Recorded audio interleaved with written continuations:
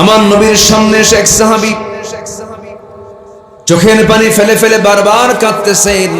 আমার নবী বলছেন, সাহাবী কাঁদো কেন? দিন তো গ্রহণ করে নিয়েছে। সুন্দর সাহাবী, সেই সাহাবী। রাসূল বলছেন, সাহাবী তুমি কাঁদো কেন? হুজুর, দিন তো গ্রহণ করেছে, আমি বড় বড় ভাগ্যবান, তবে আমার চোখে পানি আসতেছে আমার একটা অপরাধের কারণে। কি অপরাধ তুমি করেছো বলো? এবার বলছে, হুজুর এত বড় অপরাধ করেছি, বারবার সে অপরাধের কথা মনে হচ্ছে। কি করেছো বলো? হুজুর, জাহালাতের কারণে, অজ্ঞতার কারণে আমি আমার নিজের সুন্দর সন্তান, মেয়ে সন্তানকে নিজের হাতে আমি পুঁতে হত্যা করেছি, পাথর মেরে হত্যা করে দিয়েছি। রাসূল বললেন, শুনেছি অনেক, কিন্তু আজকে তোমার মুখ থেকে আমি শুনতে চাই, একটু বলো তো। নবীর সামনে হাঁটু গেড়ে দিয়ে সাহাবী বসে ডুকরে ডুকরে কাঁপতেছেন আর বলছেন, হুজুর আমার স্ত্রীর গর্ভে যখন সন্তান আসলো, বয়সটা যখন 7 মাস হয়ে গেছে পেটের ভিতরে, আমি বললাম যাও বাবার বাড়ি চলে যাও, সন্তান ডেলিভারি হওয়ার পরে তুমি আসো, সন্তান যদি ছেলে হয় নিয়ে আসবে, মেয়ের সন্তান হলে পরে আমার সামনে সেই সন্তানটার চেহারা দেখাবে না, মেরে ফেলবা তুমি। এই কথা বলে বউকে পাঠিয়ে দিলাম। সন্তান ডেলিভারি হলো, কিন্তু মেয়ে আমাকে জানানো হলো না। সন্তানটার বয়স যখন 4 বছর হয়ে গেছে, 5 বছর হয়ে গেছে, এমন সময় আমি ওই সন্তানটা আমার চোখের সামনে একদিন ধরা পড়ে গেল। সন্তানটার চোখের সাথে আমার মিল, ভ্রুর সঙ্গে আমার মিল, হাত পার সঙ্গে আমার মিল, আমার মতোই মাথার চুল, অনেক সুন্দর চেহারা। হুজুর, সন্তানটাকে ধরে আমার বউয়ের সামনে নিয়ে গিয়ে বলছি, বউ সত্যি করে বলো তো এই সন্তানটা কার? আমার স্ত্রী বলছেন, আপনার সন্তান, আমার সন্তানকে আমি আর কত গোপন করব, কিন্তু আপনার অজান্তে সন্তানটাকে এই জন্য বড় করেছে, আপনি তো তাকে মেরেই ফেলবেন, এই জন্য আমি আপনাকে বলি নাই। কিচ্ছু বললাম না, প্রচন্ড খেপে গেলাম, রেগে গেলাম, প্রকাশ করলাম না। সন্তানটাকে অভিনয় করে পরের দিন বুকের মধ্যে, কোলের মধ্যে উঠায় নিয়ে বললাম, মা আমি তোমাকে দারুণ ভালোবাসি, আমি তোমাকে তোমার নানির বাড়িতে আজকে নিয়ে যাব, তুমি যাবে নাকি? মেয়েটা দারুণ খুশি হয়ে বলছে, আম্মা আমার আব্বাকে তুমি আগে কেন চিনায় দাও নাই? আমার আব্বার মতো তো আব্বাই হয় না। দারুণ খুশি সন্তান, বাবার কপালে চুমা খায়, বুকে চুমা খায়, আদর করে, মোহাব্বত করে, কিন্তু বাবার ভিতরে যে এত পাষাণ হৃদয় আছে হুজুর, এই চিন্তা তো আমার মেয়ের মধ্যে ছিল না। আমার মেয়েটাকে সাজগোজ করে যখন আমার হাতে তুলে দেওয়া হলো, মেয়েটাকে নিয়ে রাস্তার দিকে না গিয়ে জঙ্গলের দিকে রওনা করলাম। মেয়েটার মুখ ছোট হয়ে গেছে, মেয়েটা বলছেন, বাবা এই দিকে তো নানির বাড়ি নাই, তুমি এই দিকে যাও কেন? কোনো কথা বললাম না। জঙ্গলটা পার হয়ে গেলাম, দ্বিপ্রহর, দুপুর বেলা। এমন সময় আমি সামনে একটা কোদাল নিয়ে গর্ত খনন শুরু করে দিয়েছি। প্রচন্ড গরম, আমার ঘামগুলো শরীর থেকে ঝরতেছিল। মেয়েটা বারবার বলে, বাবা নানার বাড়িতে তুমি কি যাবা না? তুমি এখানে গর্ত খনন কেন করো? মেয়েটা বারবার আমাকে প্রশ্ন করে। এক পর্যায়ে লক্ষ্য করে দেখলাম, আমি যখন গর্ত খনন করছিলাম ঘামগুলো ঝরতেছিল শরীর থেকে, গামছা দিয়া সেই মেয়েটা আমার ঘামগুলো বারবার মুছে দিচ্ছে, এবং কোদাল মারতে মারতে কিছু বালু এসে, ময়লা এসে, মাটি এসে দাড়িতে ঢুকে যায়। ছোট্ট ছোট্ট হাত দিয়ে খিলাল করে করে আমার দাড়ি থেকে সে মাটিগুলো মুছে মুছে দিচ্ছে, ফেলে ফেলে দিচ্ছে। গর্ত খনন শেষ হয়ে গেল হুজুর। মেয়েটাকে বললাম, মা দেখো তো গর্ত খননটা কেমন হয়েছে। এমন সূক্ষ্মভাবে অভিনয় করলাম হুজুর, আমার মেয়েটা মুস্কি হাসি দিয়েছে, সেই মুস্কি হাসির কথা এখনো ভুলতে পারছি না হুজুর। মুস্কি হাসি মেরে সরল মন নিয়া গর্তের কাছাকাছি গিয়া উকি মেরে যখন গর্ত খনন গুলো দেখতেছিল, আমি পিছন দিকে চট করে চলে আসলাম। চক্ষু বন্ধ করে পিছন দিক থেকে একটা জোরে ধাক্কা মারলাম।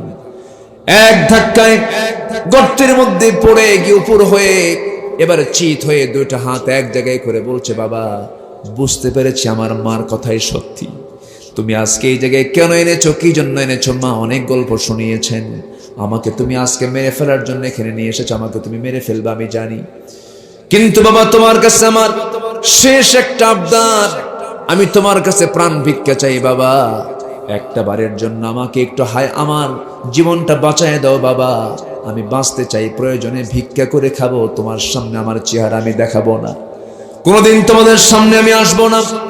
আমার কোমল হৃদয়ে কোনো ভালোবাসার দাগ কাটলো না হুজুর। বড় ওজনের পাথর নিয়ে আসলাম, বড় ওজনের পাথর নিয়ে এসে তার কলিজা বরাবর, বুক বরাবর মেরে দিলাম, এমন জায়গা থানলাম ফিনকি দিয়ে রক্ত বের হয়ে গেল, মাটি চাপা দিয়া পাথর চাপা দিয়া জনমের মতো দুনিয়া থেকে বিদায় করে দিলাম। হুজুর এত বড় অপরাধ করেছে আমি জাহেলিয়াতের যুগে, আমি তো দিন গ্রহণ করেছি, আমার মনে হয় এই গুনাহটা আল্লাহ তাআলা আমার মাফ করবেন না, এই জন্য আমি কাঁদতেছি। আমার নবীজি এই কথাগুলো শুনলেন, বড় আফসোস করলেন।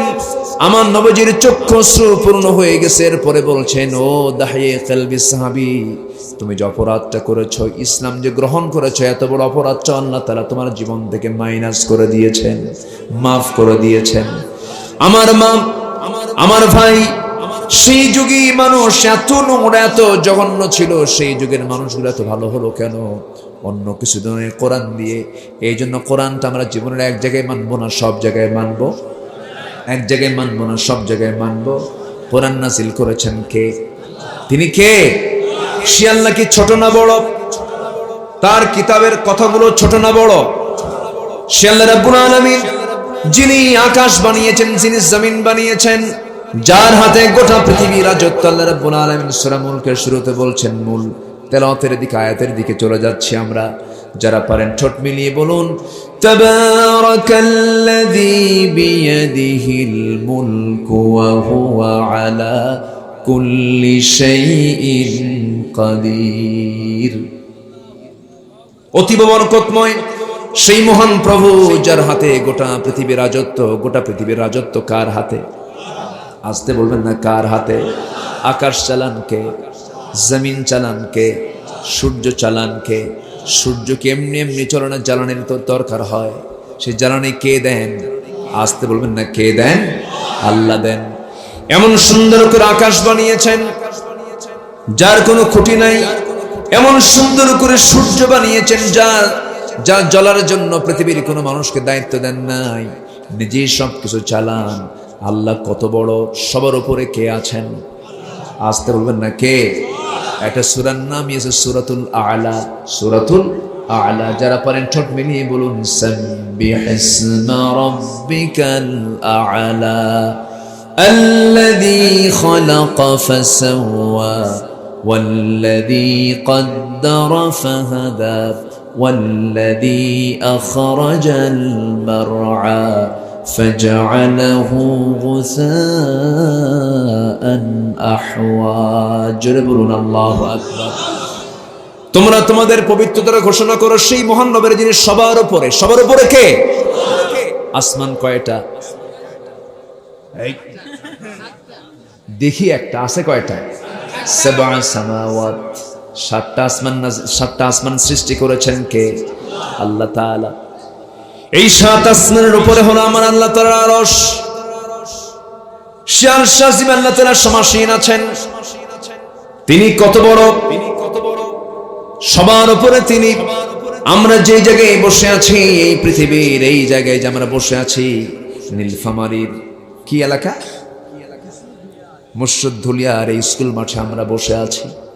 এই জায়গা থেকে সোজা আমরা উপরের দিকে তাকাবো, হয়তোবা চাঁদের রাত্রিতে চাঁদটা দেখতে পাবো, তারকা কিছু দেখতে পাবো, বিশাল নীলাকাশ দেখতে পাবো। দিনের বেলা সূর্য দেখতে পাই, এই সূর্যের উপরে নীলাকাশ দেখতে পাই, মেঘখণ্ড দেখতে পাই। কিন্তু এই আকাশ কি শেষ আকাশ নাকি? আরো আকাশ আছে না নাই? আসতে বলবেন না, আছে না নাই? আল্লাহ রাব্বুল আলামিন বলছেন, ও বান্দা, তুমি আমার পরিচয়টা আগে জানার চেষ্টা করো। আমার আল্লাহ তাআলা সবচেয়ে বেশি খুশি হন 114 সূরার মধ্যে সেই সূরাটা পড়লে পরে, যে সূরাটা উচ্চারণে খুবই সহজ, সবচেয়ে ছোট্ট সূরা।